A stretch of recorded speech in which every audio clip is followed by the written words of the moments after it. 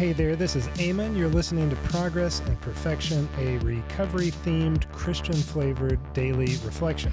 You can find us over at progressandperfection.com. For while we were living in the flesh, our sinful passions aroused by the law were at work in our members to bear fruit for death. Romans 7:5. What does it matter what we do unless we know to do otherwise? How would we know an alternate way unless some sort of law or rule or moral intuition were laid down first? At what point does what we do become wrong?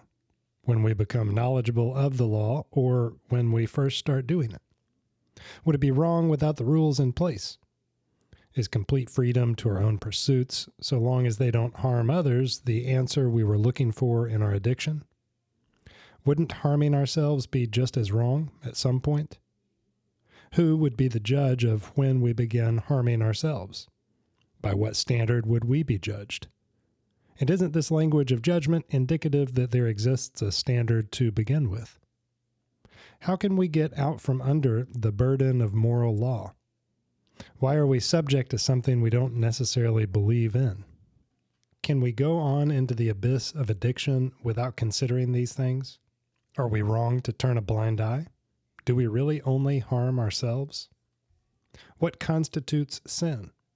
What causes a desire to cross over from obsession into sin? Is there a difference? Why do I buck up against the prospect of sin?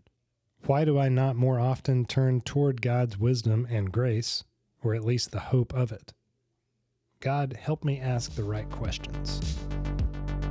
Hey, thanks for listening. Forward this to a friend who may appreciate it. And if you're not subscribed to the Daily Reflection newsletter yet, please do so. And you can find more information at progressandperfection.com. The link is in the description. Have a great one. We'll talk to you tomorrow.